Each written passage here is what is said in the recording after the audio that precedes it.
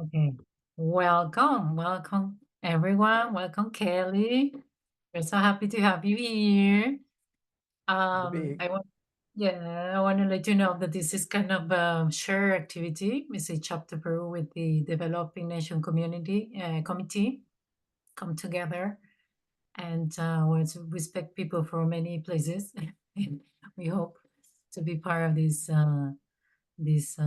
conversation, interview. I don't know. So thank you, Kelly, for accepting this. It means a lot to us. I know you were like you started traveling or going to travel, so to make like a space for this, is incredible. Thank you. Glad to do it. Yeah. I want to say to the audience that this is not like just me asking things. Also, it's a space for we have a space to give space that people can ask if they want to ask something to Kelly or share ideas with him. Would be also great. Would be also great to have that. Okay. Maybe I don't know to start. I was thinking about your presentations, your other interviews, and how your message kind of impact me, no? And I think impact many of us. When you share part of your journey, for example, with the your learning history, all this process, you can connect really with the pain, with the pain in a way that can be transformative, at the same time. And I was wondering, we as a human beings or as a clinician also, and there is a barrier to interfere, to be in this process, to be really connecting with the vulnerability in an open way, so I Mhm. was wondering, what do you think is there, what we afraid of so much that kind of make a barrier to us to just show up? Well, I mean, there are, I think there are a few things that inhibit that. Um, and, some of them are, kind of just generic um, impression management that people engage in. The sort of social messaging is always around strength and, some version of perfection or something like that. Actual human beings are much messier than that. Um, le um, more chaotic, less sensible, uh, less coherent, um, than a good story. Um, I think also a lot of professional, there are a lot of professional ideas about um, therapists and physicians, sort of a kind of wall of um, um, personal and private versus professional. Like those are very siloed areas of a person's life. So I think a lot of professional training teaches people that, um, their kind of inner world, their personal history, their struggles ought to be something that is managed somewhere away from uh, their clinical work, and certainly is probably not thought of as an important thing in treatment development. And I think that's just an astonishingly stupid idea. And um, I don't think that that's how treatments are developed, although sometimes it looks like how they're are developed. After the fact, you get, you know, manuals and things like that.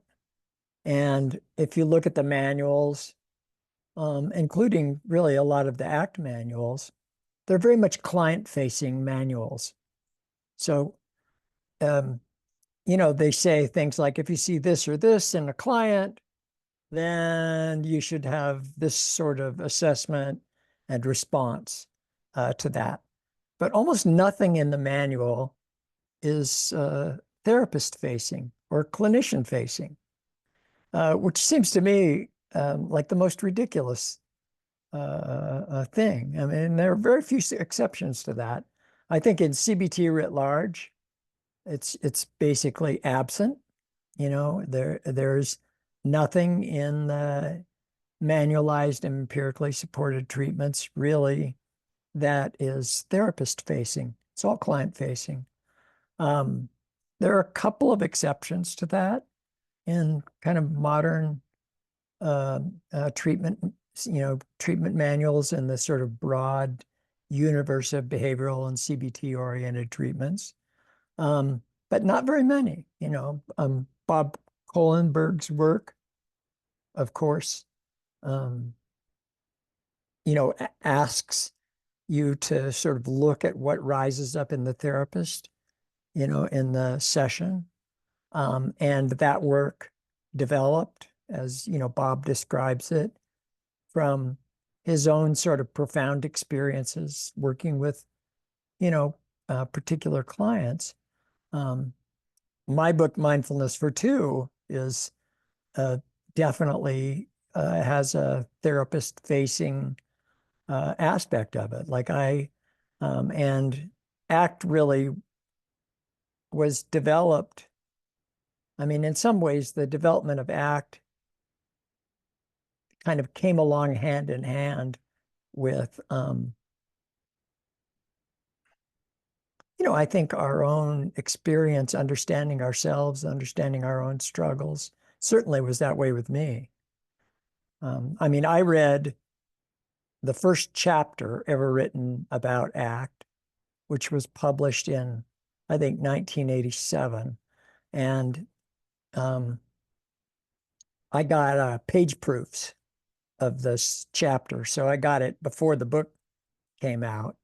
I got, the galleys from the publisher of this book chapter. And it was one that Steve had written about an earlier version of ACT. And it talked about um, acceptance and struggle and the consequences of that. And at that point in my life, I was about 2 years into my own recovery from, really hopeless um, addiction, alcoholism, sort of suicidal depression, just very long standing. And, when I read that chapter and it talked about taking this posture with respect to your inner world that was open, that just said, yes to being alive, the sweet parts and the sad parts. Um, what I saw described in that chapter was sort of like, this is what's going on in my life, like this is exactly how I have, to the extent that I have gotten free in the last couple of years. And I had gotten free in really important ways. Um, and, how that happened, I could see, in that chapter. And, I thought, I think I'm going to have to go to Reno and, spend some time with this Steve Hayes guy. And so, I got to Reno. I was 4 years into my recovery. And, the direction of life circumstances and treatment development sort of switched for me from I'm reading about this treatment and I see things that have happened in my life. And it changed to something more like, here are the things that have helped me recover. How can I incorporate these things into the therapy? And so I wrote the first values protocols I started on that work, probably my first year in graduate school. Why? Well, because in my own life, uh, opening up to the kind of horrors that I had made, um, I needed something to hang on to that was larger than me, more important than my pain. Um, and so those original protocols were really written, thinking like this is something that's important to me. And I think historically, if you look at existential philosophy and existential psychology, um, these were the things that I had read that had had a profound impact on me. And so, I started figuring out how we could put that into a behavioral protocol.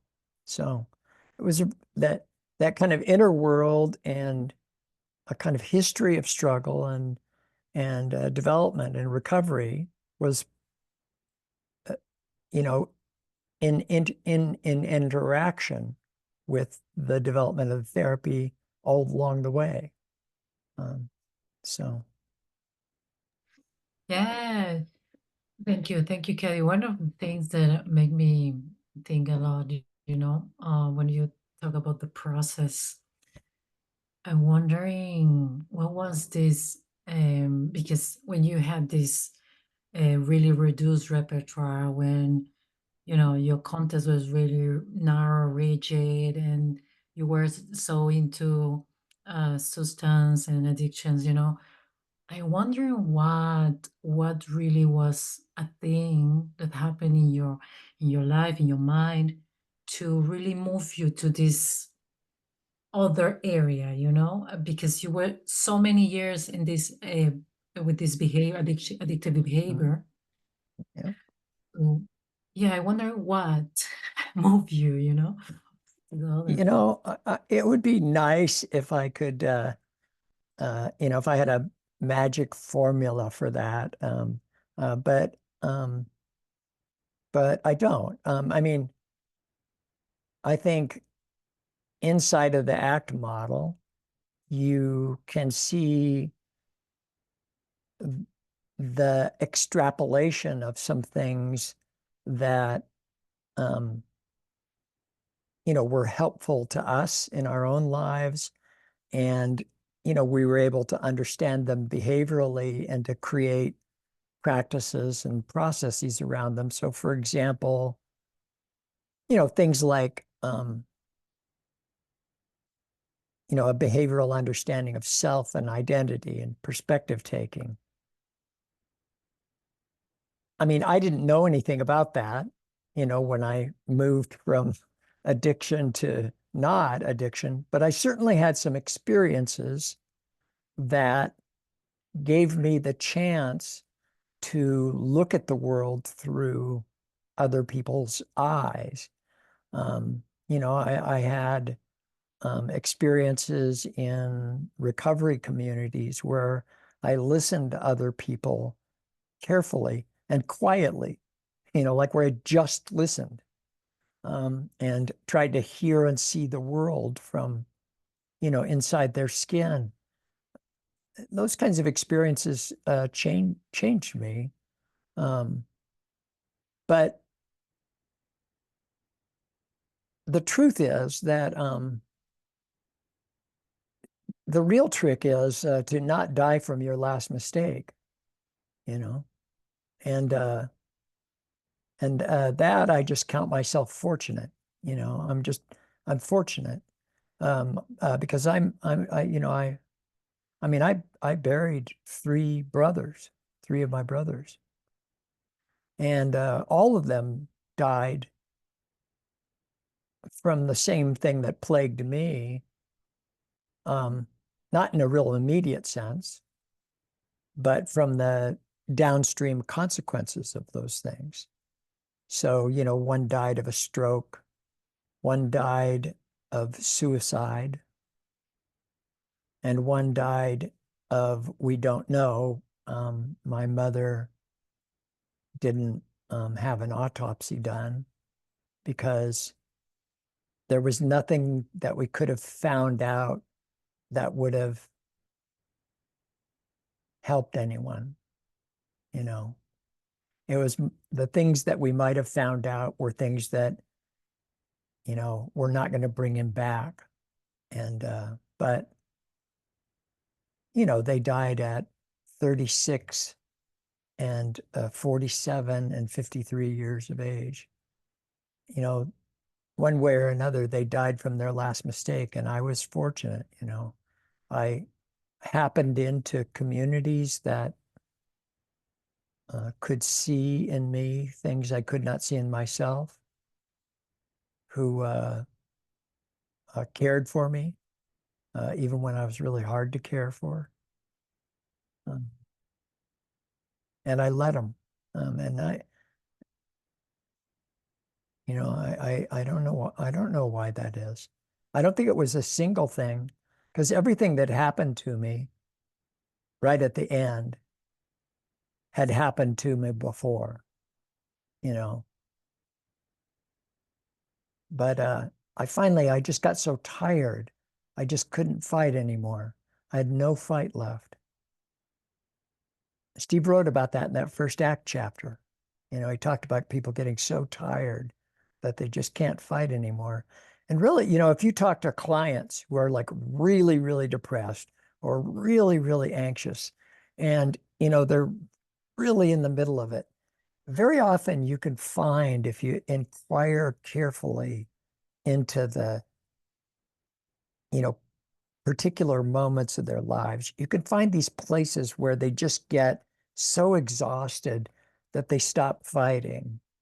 And sometimes people will kind of they'll have a moment where they sort of experience that, a little bit of release, a little bit of peace, a little bit of ease. Um, but, but, it's one of those things that the harder you grasp for it, you recognize it, you try to grab a hold of it, and it evaporates. Ah, yeah. Yeah, it's like you said in the beginning, it's not like you can find a recipe. Okay, this works with this client with addiction. They will work with everyone. You don't know. So unpredictable. Um, okay, if anyone in the audience would like to make a question, a comment, what Kelly have just shared, please feel free to do it. You can type in the chat or just say it out loud. Okay, so feel free or feel comfortable to do it. Okay, all right, Raul, go please. Raul, hey man, How's it going, Kelly? going good. That's great. So, yeah, it's kind of hard to put in like in few select words, but I'll do my best. Like considering what you're sharing here today with us, I've been thinking a lot, and I've been doing this work with Robin and some other folks around therapist competency and all of that. And I'm also thinking about the recent discussions about process-based therapy as a whole. So what I do notice, and one of my questions, and maybe this is an overarching question, would be, uh, you know, how do you see that? What's your vision on ACT inside this PBT in terms of like, is there consensus of what we are talking about processes? Because from my perspective at least, like the process is like something about like the interchange and the interlocking contingencies that happen in session and all of that. But so I want to just hear your thoughts on this as well, considering all that you've been sharing so far. Yeah. Um, well, it's good that you mentioned Robin there, because when I was saying that most of contemporary evidence-based psychotherapy is 100% Oh, client. yeah. There we go. Um, it's client facing, not therapist facing. And Robin would certainly be an exception to that. With Robin, the way she teaches therapy, you tell her about a client and she asks you about what's happening with you as you sit with that client. See that Robin and I are both very much on the same page in that regard.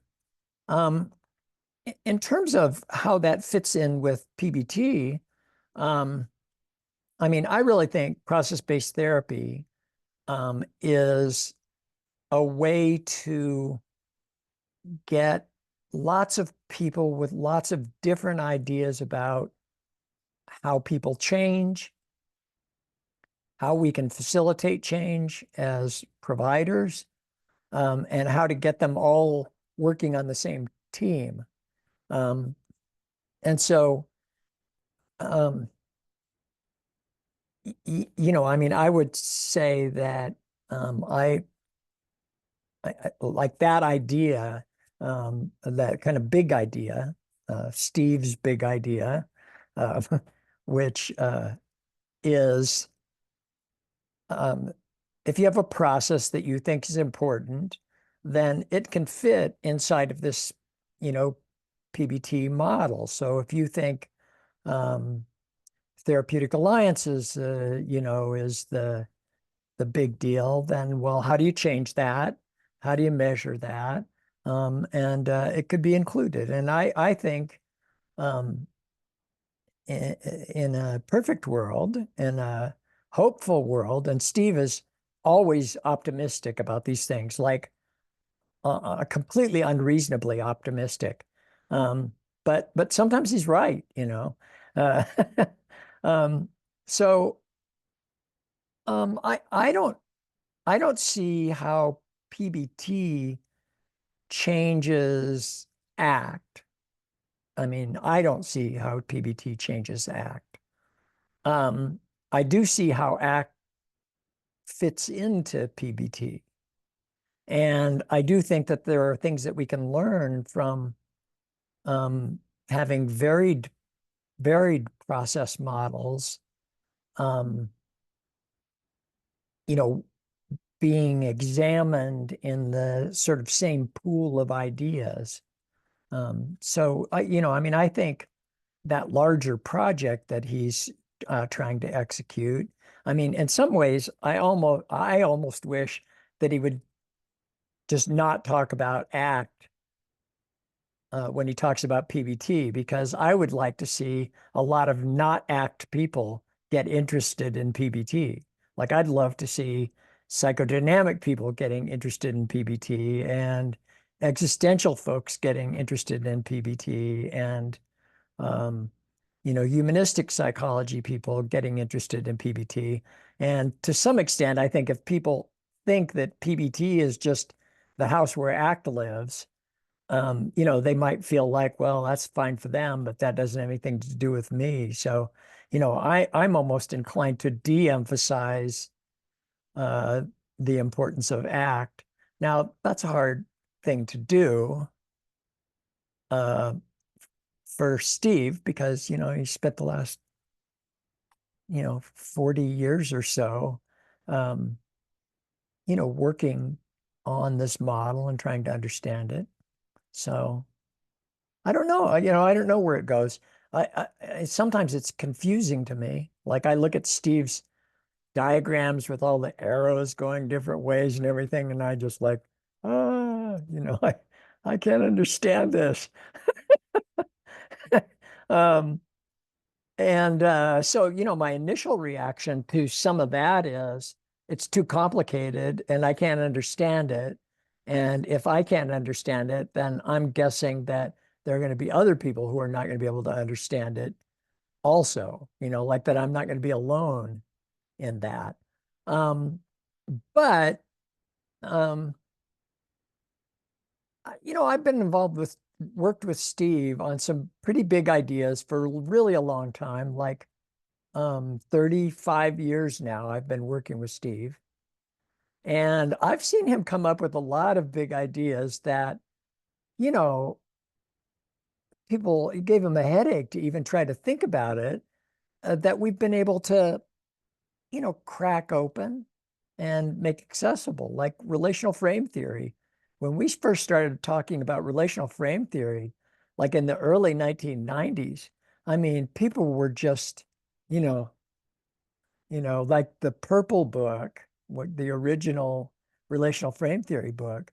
I mean, we joked about it, using it as a sedative drug, like it would put people to sleep or, induce Alzheimer's disease. I mean, it was hard. It was hard to understand. Um, it was hard to understanding the world through that lens. But I think that, it has had some really extraordinary successes have come out of that. So, you know, I I I I bet on Steve, when he comes up with the big idea, and I think, I don't see how that could work, Steve. You shouldn't hear me to say, oh, Steve's wrong about that. Just because I can't understand it, that doesn't mean it's not a good idea, and it doesn't mean it's not going to go somewhere. So, you know, I, he just keeps surprising me over and over and over again. So, and this thing he's working on right now, this method where therapists can, like, he's got some software interface that he's working on, where you as a therapist could have this piece of software that's collecting data on your client, and where you could send your client little interventions or ideas or things to think about or to look at, and that this software is continuously collecting data on your clients. I mean, the research potential for something like that is fantastic. I mean, it's like what's absolutely necessary. So, there are some aspects of this that I think, oh God, Steve, it's too complicated. I can't understand it. But there are other aspects of it, like this idea of continuously collecting process data on clients over long periods of time. That's old school behavior analysis, but with really powerful new tools in the form of, your ability to do data collection, at many data points and like that. So that, I think that's going to change the world. I think that, you know, that that that method of understanding change has promise to help us understand change in ways that 1,000 randomized controlled trials could never tell us, will never tell us, haven't told us, you know. And it doesn't matter how big they are or how sophisticated they are or anything else. Um, so, you know,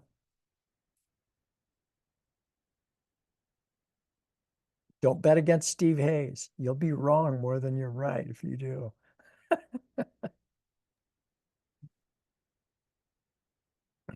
I'm actually going up to Reno in about 2 weeks for Steve's last lecture at the University of Nevada.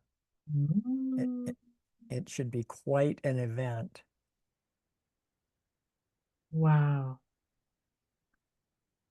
Okay, thank you. Thank you, Ron, for your questions. Thank you, Kelly. Anyone else would like to make a question or comment, please feel free to do it. Um, in the chat. I don't know. We have something in the chat, I think. Let's see. Okay. Oh my God. Okay, this is in English because it was in Portuguese and then in English. They say, my question is about Kelly's view on the importance of the therapists recognizing and embracing their origin, their life story, and their journey of psychological flexibility to be an act-based clinical Yeah. clinic. Sorry. I do think that it's important. And let me add a couple of caveats to that.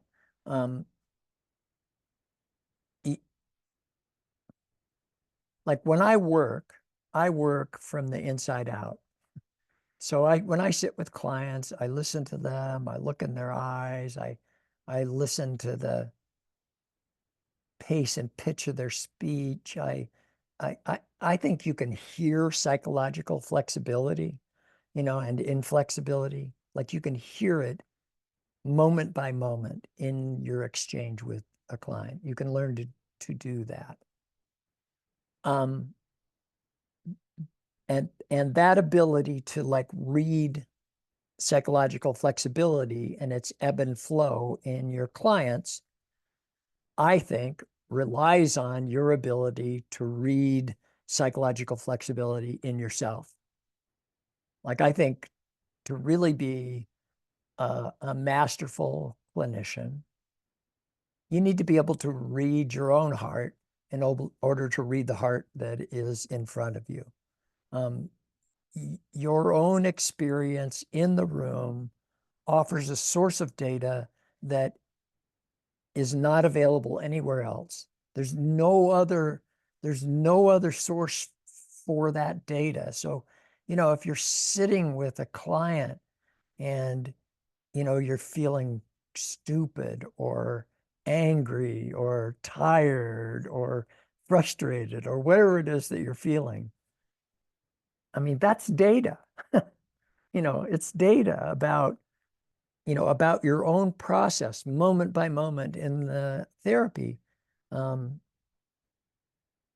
slow down enough to kind of read what is happening in your own experience can allow you to interact with clients in a way that, would never occur to you, given other sources of data.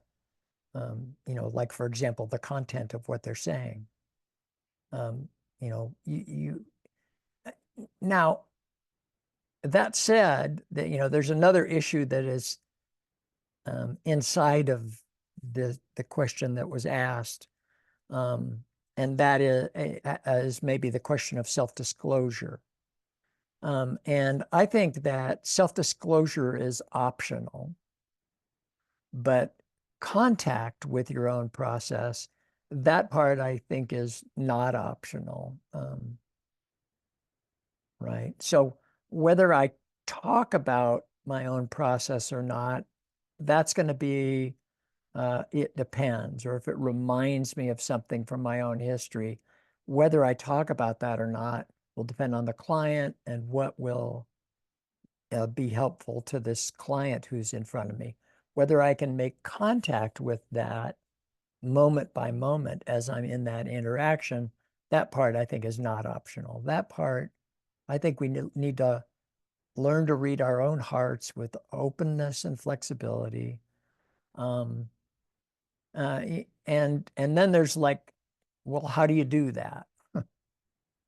And I would say that you do it in community. So you have to find people to spend time with, to talk about the reading of your own heart in your hardest psychotherapy cases. The reading of your own heart in the hardest moments of your own life. So, I mean, I think therapists ought to go to therapy, find a good therapist. And by that, I promise that if you find a therapist that can help you understand your own life, to grow, to become more flexible, to become more aware,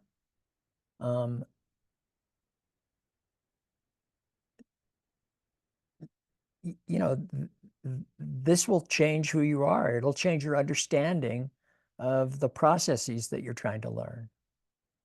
I mean, you need to go through experiences that will, where your own flexibility in the reading of your own experience is invited, where there's a place made for it. So, you know, I mean, I think for my students, they got a lot of that in my supervision with them. So somebody comes to me with a client, I've got one question about the client, I've got 99 questions about the therapist. One thing I'm doing now that I'm mostly retired, that I've started doing quite a lot, is that I'm part of a poetry co-op. So each week I meet with my fellows in this co-op, and each person reads a piece of poetry or some sort of creative nonfiction that they've written, short. And then the person who has read a piece cold then mutes their microphone, and other people get a chance to try to understand what has been put in the room. And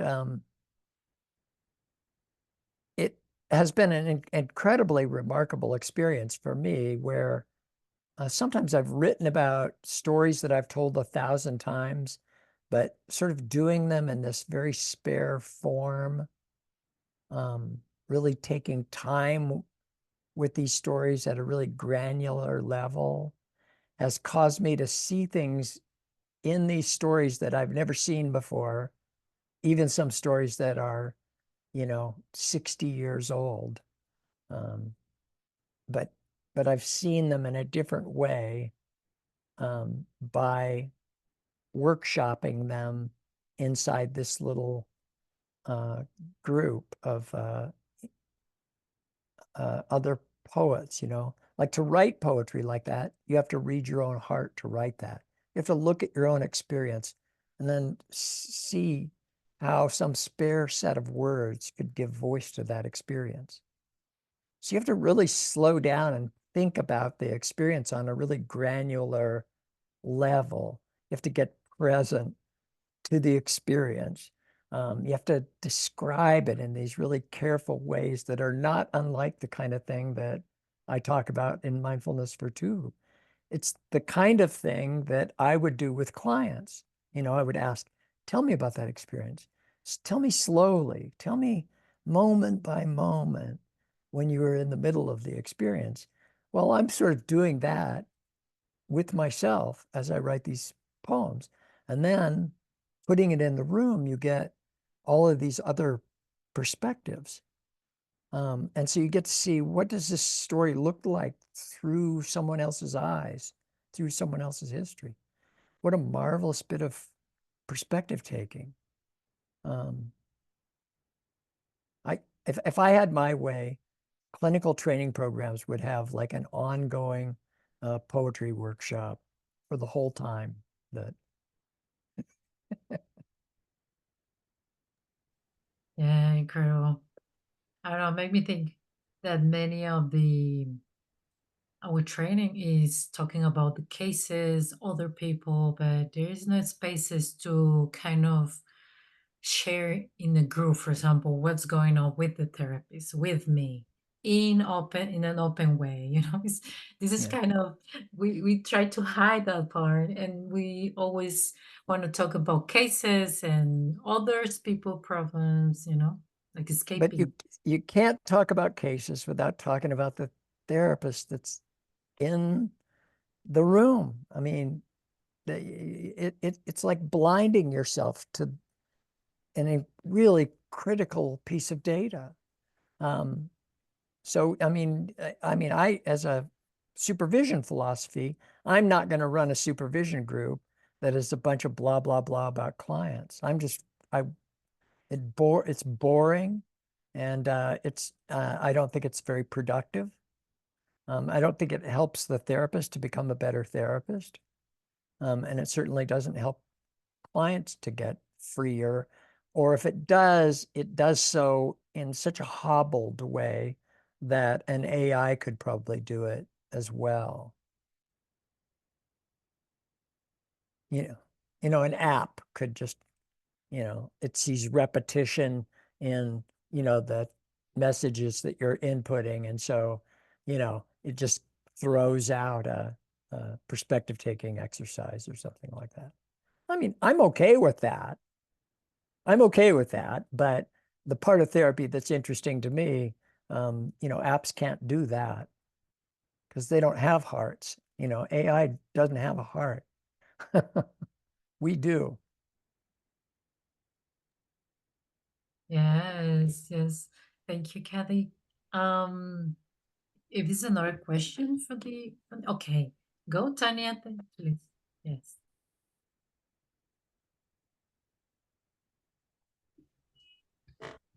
Hola, ¿se me escucha bien?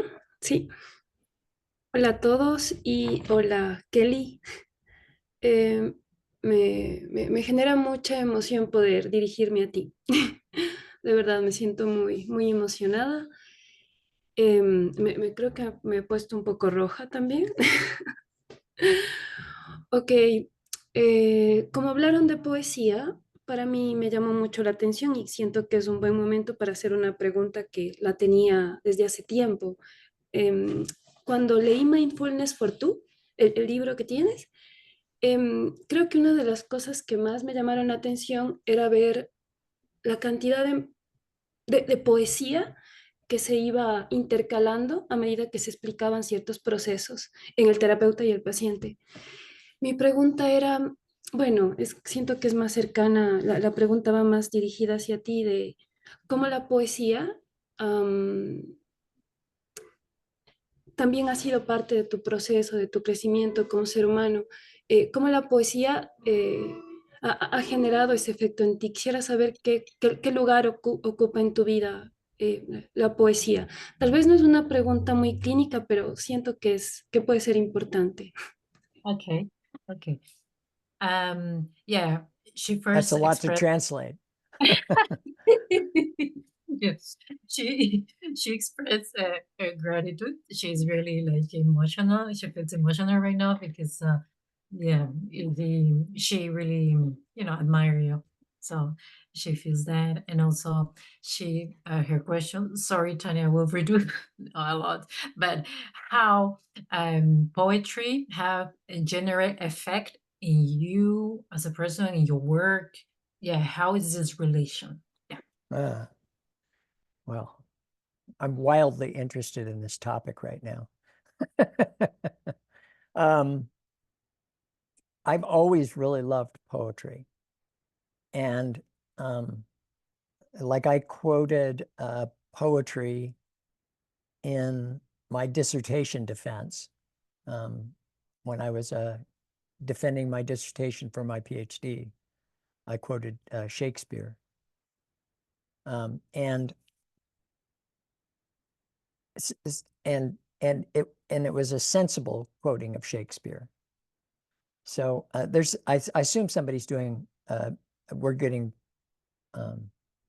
simultaneous translation right now. Is that right? Okay. Cool. Okay, so I'm defending my dissertation, and one of the guys on my committee is a real hardcore Skinnerian behavior analyst, and he really likes my dissertation. And it's like a really super nerdy kind of basic experimental analysis of behavior kind of dissertation, like lab stuff, not clinical, lab stuff. And he's trying to get me to say that, the work we're doing is sort of like breaking down the sort of atoms and molecules of behavior, the chemistry of behavior, the physics of behavior. And he can see that I'm resisting this interpretation. And I say to him, well, behavior analysis is just a way of speaking about behavior. And it's useful in some contexts, and it's not useful in other contexts. And he says to me, well, tell me where it's not useful.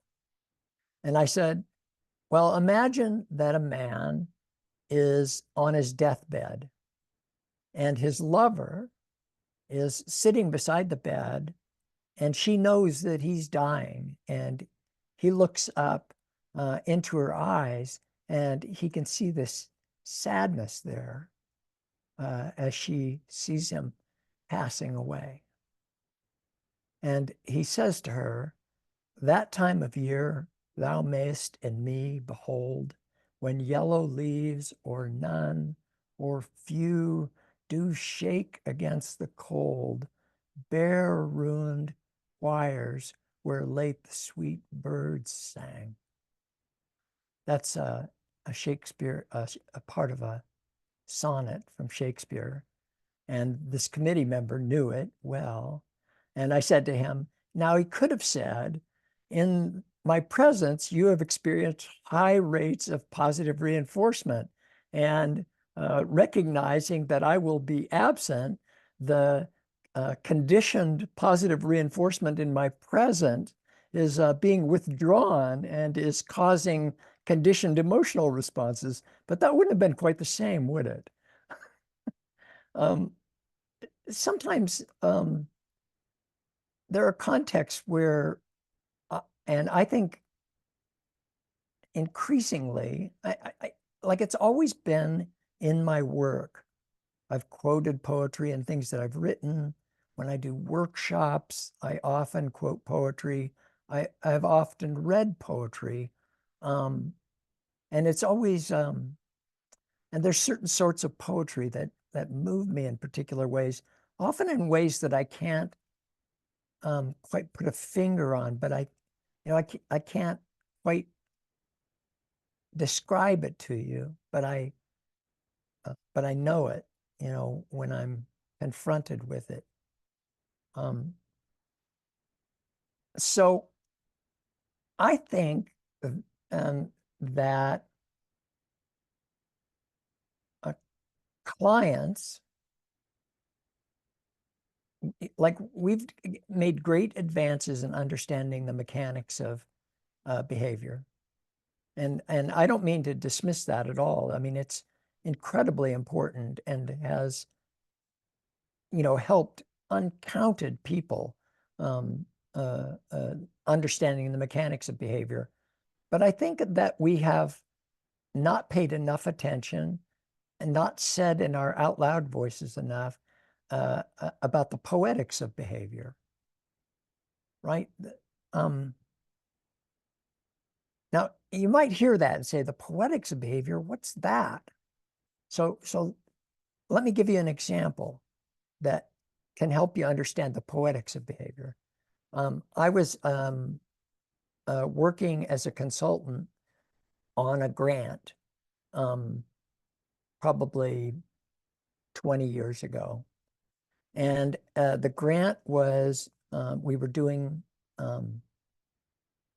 providing treatment to women who had stage 4 cervical cancers. So they were all dying, like everyone in the study was dying. And I went with my friend, Ann Brandstetter, to a woman's room, and we did the therapy in this trial. We did it like wherever we could get a chance, because these women were in and out of the hospital and they were in chemotherapy. And so sometimes the sessions happened like in chemotherapy rooms and things like that. And so we went to see this woman in her hospital room, and it was just about Easter time. And this woman was maybe in her mid 20s, 25, 26 years old. And we sat with her, and she had a daughter who was maybe 6 or 7 years old. And she had been out of the hospital, and she had wanted to go with her daughter to buy an Easter dress. But a day or so before they were to go to purchase this dress, she just physically, came apart and had to be hospitalized. And she had just wanted that one last thing to go buy this Easter dress with her daughter.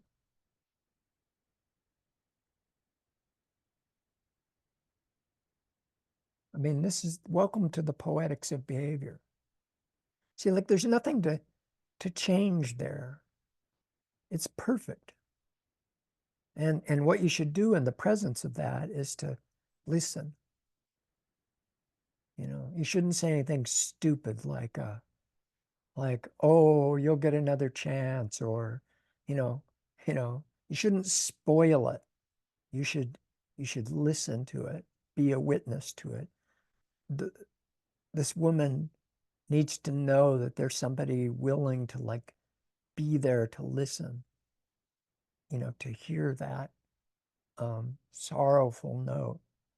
See, to me, the poetics of behavior are what makes the mechanics of behavior important. Like without the poetics of behavior, the mechanics of behavior are dumb.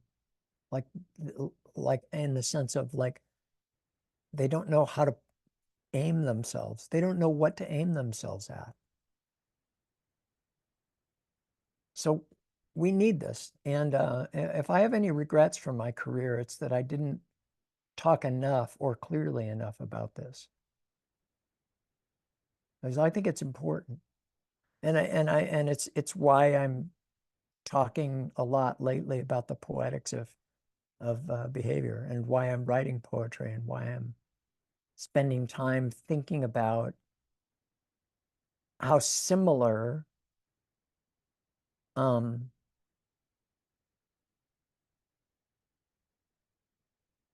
the construction and the appreciation of poetry is to doing psychotherapy and to training psychotherapists. And it was what I was looking for all along, when I worked with clients. I wanted to hear the poetry of their lives. And of the therapists that I trained, same.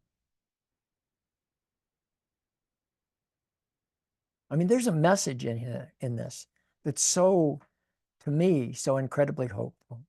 And it means no matter how broken you are, no matter where you've been, no matter how hard the things are that you have suffered, your whole self has a place in this and can make a contribution,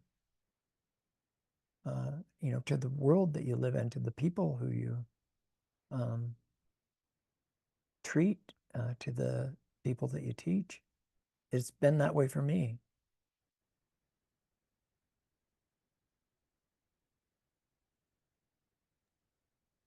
Thank you. So write poetry.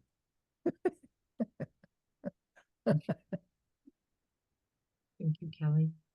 Okay, I just had one of my poems nominated for a new poets prize. I don't know. I don't think I'll probably win, but it's nice to be nominated.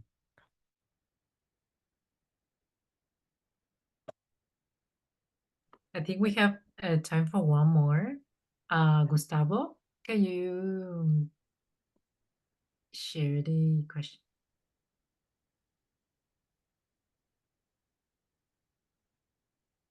You hear Kelly to Gustavo? No. No, okay. Could be No. some setting that I don't have set Okay. correctly. Or All right. So how we do this, Gustavo?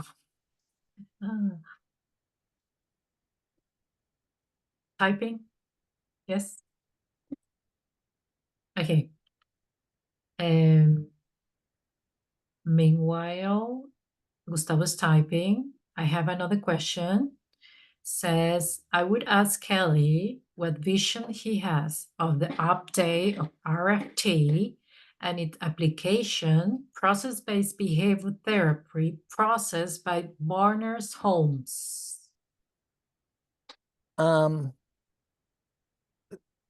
That is another area where let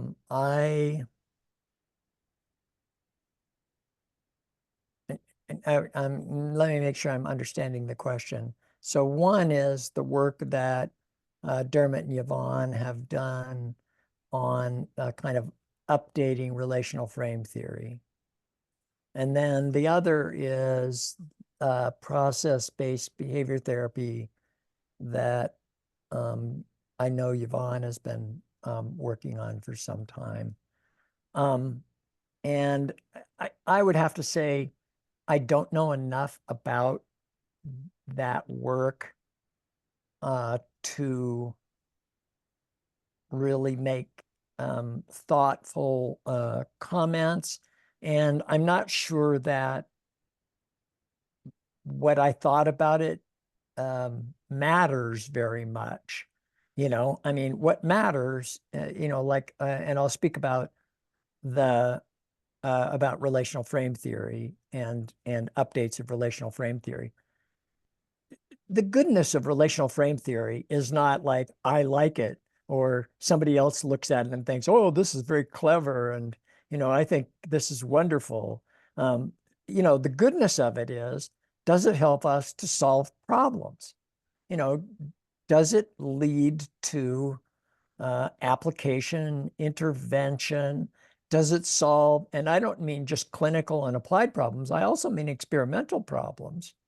And those kinds of things are hard to know over the short term. And so you really need, I mean, people don't like this. They like the idea of big scientific breakthroughs. But really science rarely works that way.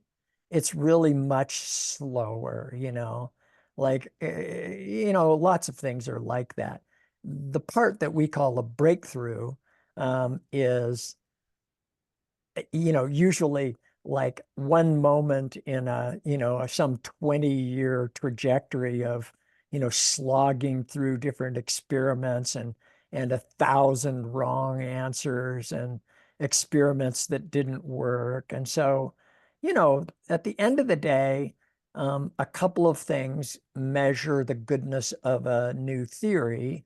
One necessary thing is that you have to convince enough people that it's important that they take up the work and do the experiments. So you could have a really, really great theory, but if you can't get anyone else to do the experiments besides you, it's not likely to go very far. So, you've got to figure out a way to make it accessible, to make it so that people can understand it, so that you can make it so that people sort of see the theory and say, oh, I think that could solve a problem over here. Like, that's the story of behavior analysis.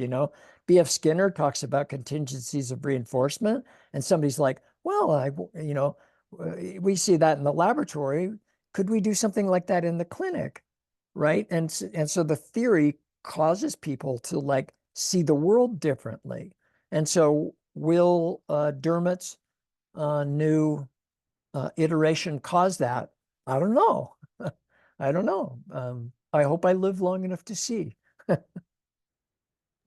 But the arguments that he makes that are sort of like, this is it, we've got it, like, those don't really move me that much.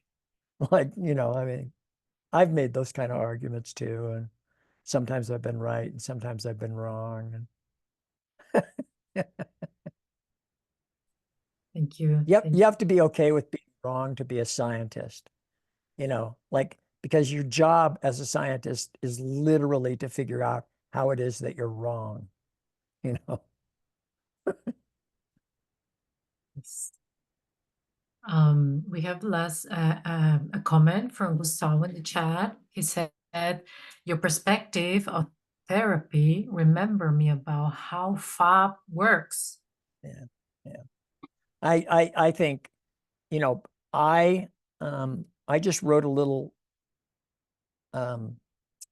blurb for a book, a FAP book, which I don't, it was, I was writing an email to one of the authors of the book, and it was kind of a long email saying that I am not writing any more book blurbs. Like I'm just not going to do it.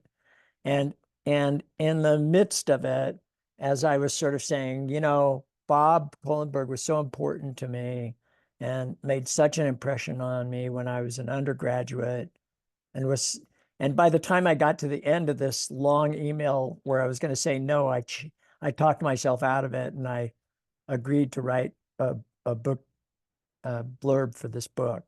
And one of the things that I wrote in this blurb, which may or may not end up in the book, was that when I was an undergraduate student, I was at this tiny little working conference, and maybe it was 12 people or something like that, really small working conference, everybody presenting papers. And I was at a little party after that and feeling very out of place. So like if you get like the year is about 1987, and so I'm like maybe 2 years sober. And here I am with these, heroes, at this dinner party, and Bob Kohlenberg told me he'd been spending time studying psychoanalytic psychotherapy.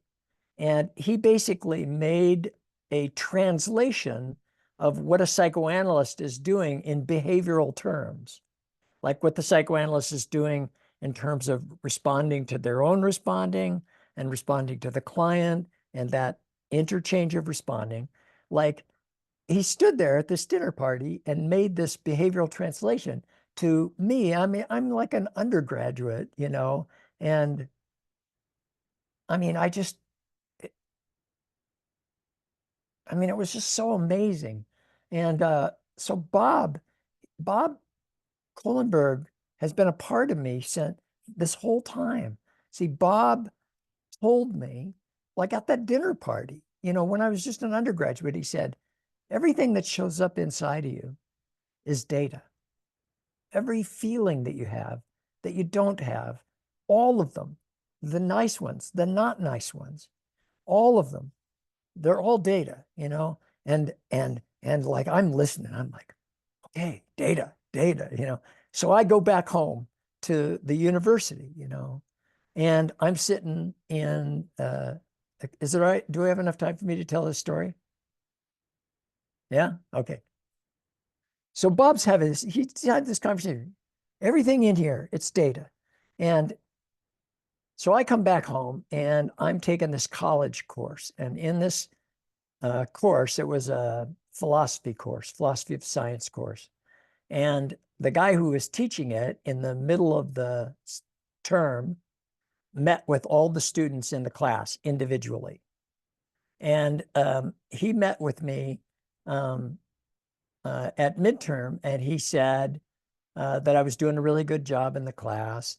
And he said, but some of the people in the class have complained about you. And they have complained that every time I ask a question in class, your hand shoots up and, you have an answer.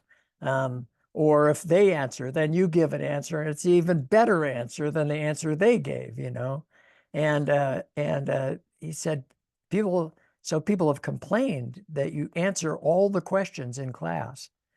And he sort of laughed about it, and he said, you just keep, raising your hand, keep asking questions. And he sort of laughed about it, and I laughed with him.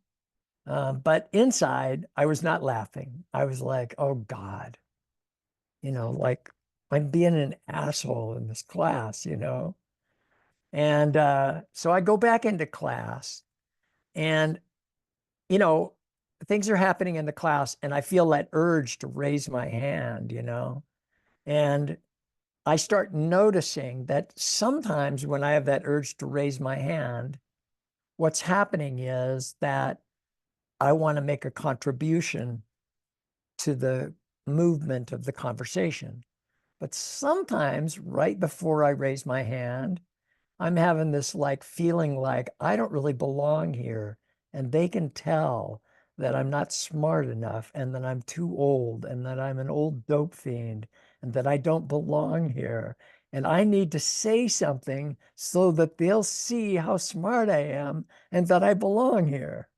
Okay, so you get these two behaviors. They look the same. They look like this, and with an answer, the form is the same, but the function is different.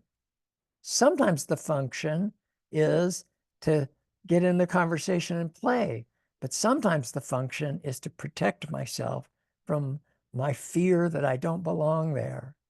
And so I started making a little mark. Bob said it was data, so I started making a little mark. And if what I noticed was this is where I'm trying to move the conversation forward, I'd make a little mark over here. But then if I noticed that I was like protecting myself and I was afraid, I'd make a little mark over here. And that little hesitation that I built in there caused me to start raising my hand just a little less often than I raised it before.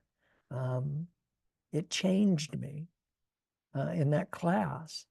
And it changed me because I started to read my own heart moment by moment in the classroom.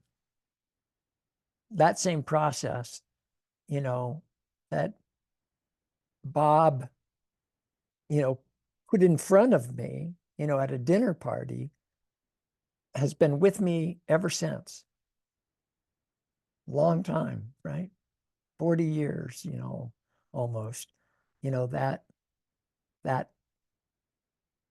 small thing that he taught me. So if you see me and you hear Bob Kohlenberg and FAP and how therapy works, then I think that makes me very happy. My friend Carmen Luciano, who you probably know, she's incredible. Like, kind of like if you took a hurricane and an earthquake and a volcano erupting and, compress them down into a tiny Spanish woman, that would be Carmen Luciano, right? She's like a force of nature. And Carmen says, if you aren't doing FAP, you aren't doing ACT, which she just means if you aren't doing the things Bob's talking about inside FAP, you are not doing ACT in its fullest way. So, and I don't argue with Carmen Luciano because you just are going to lose that argument. Thank you, Kelly. We have one more question. It's okay for you It's to okay with me. It's totally okay with me. Okay, I'm cool. having fun. Cool. Okay, we have one question from Ines. She said, could the poetry of behavior replace or be at the same time level of science behavior? This is a great question. I do not think that it replaces science. But I think that it is an extraordinarily important complement to behavioral science. Like, I think behavioral science is sort of headless, heartless without it. So I think we need to make room for it alongside. Might there be scientific questions that could be asked relevant to that? Yes, absolutely. Like, I think that you could probably have a better like a psychological, a scientific understanding of why and how poetry works the way it works. That's like science is a special way of talking, and it can do things that no other way of talking can do. So I prize science, but it is not the only way of talking. And it is not the only important way of talking. And it's not even I don't think the most important way of talking. It's a really important way of talking. So Okay, I think we're done. Thank you so much, Kelly. We well, appreciate you.